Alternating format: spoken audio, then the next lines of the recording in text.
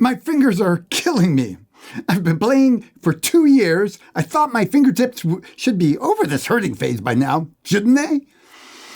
Well, that's a comment I just got recently from a student, and, it's a lot like other comments I've received over the years.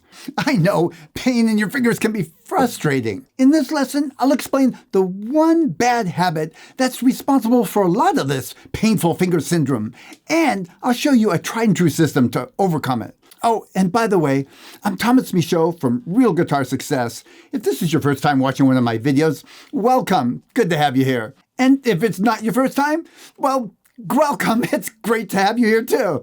There are many ways to reduce this painful finger thing, and I've talked a lot about it in different videos in the past. Things like putting lighter strings on your guitar, like putting softer strings like these silk and steel, or adjusting the action of your guitar, and practicing for shorter periods of time until your fingers get tougher. All of these are immensely useful, and I still recommend them. As a matter of fact, I'll make sure and put a link to some of those other videos in case that's new to you also.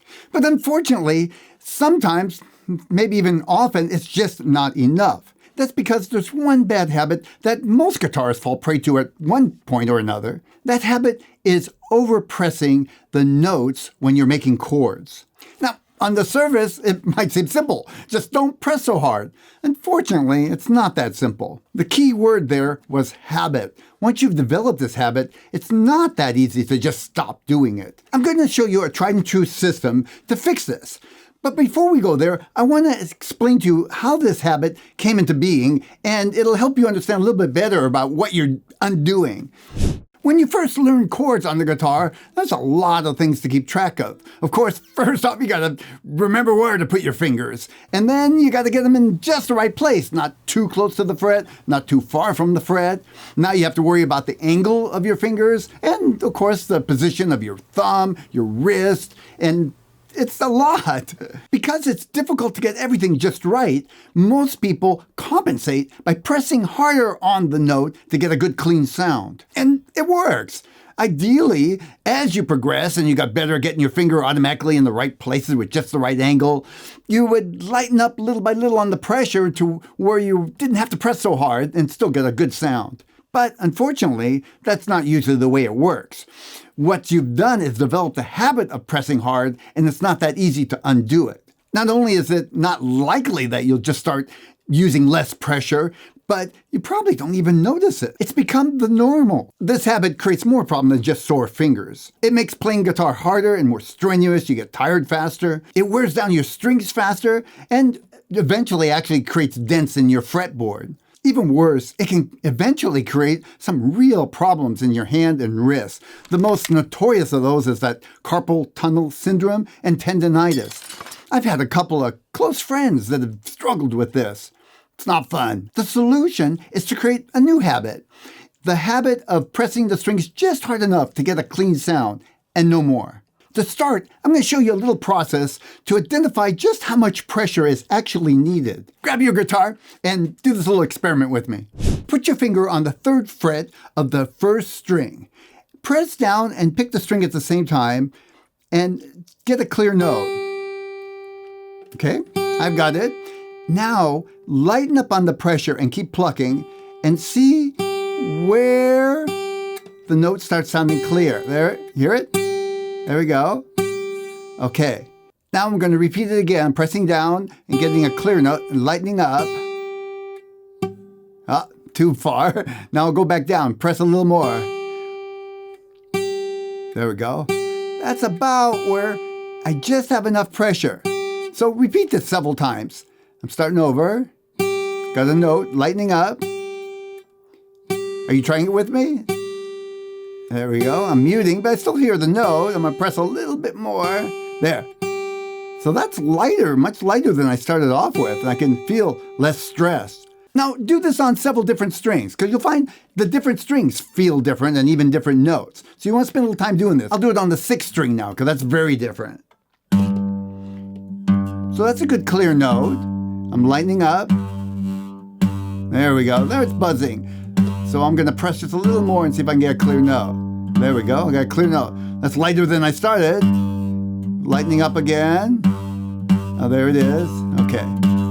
So you're developing a feel of just how hard you have to press to get a clear note. And you want to find that edge of where you just lighten up a little teeny bit more and it starts buzzing or even mutes. Now, I'll do this experiment on my own once in a while, and I still find to this day that I started pressing a little harder than I need to, and I'm surprised. But I'm a lot better than I used to be. Now, I'm going to show you how to put this into a simple exercise. The point is to make the exercise simple enough so that you can really focus on how much pressure you're using and needing, and really pay attention. You want to stay away from stuff that has different rhythm or is fast, because that just diverts your attention to something else. So here's how that exercise goes. We're going to start on the 6th string and we're going to play 4 notes. Open, 1st fret, 2nd fret, and 3rd fret. But we're going to play those 4 notes and make them sound bad. I want to hear the tone, but I want it to buzz. I want it to mute. So like this. Open, can't do much with that. 1st finger, no. There, that's what I'm looking for. 2nd note, okay, I still heard the note, but it's buzzing. 3rd note, oh, there, I can do better there. Now again, this time try for a little better note. Press a little harder. Yeah, I still got a slight buzz, that's what I want. And again, cleaner. But see, what I'm after is just, I don't want to overpress. I'm pressing just enough to get the clear note. So try it with me. Go ahead, play. Open, 1st finger, let it buzz. You hear it buzzing? If the note's still clean, you're not going to know where that point is. So let it buzz. Then go on to the next note. Next note. And keep doing that until you can get a nice clean note with the least amount of pressure. Okay, I got it. Right? That's a little buzzing. I'll do it again.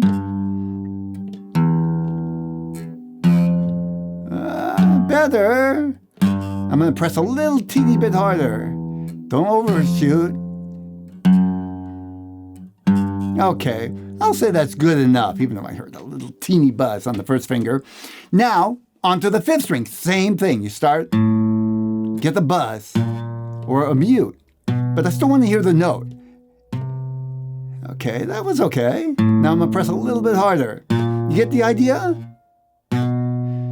So usually I like to go several times, because if I go right to a clean note, I'm thinking I may have overpressed. So see if you can just keep going a little harder and a little harder. Continue until you get through all 6 strings, starting from the 6th string to the 1st string.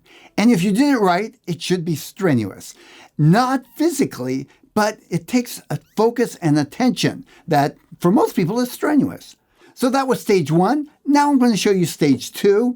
Don't get too anxious to move on. For a lot of people, just doing stage 1 for several days is the best way to go. But I'll show you stage 2 and you decide when you're ready.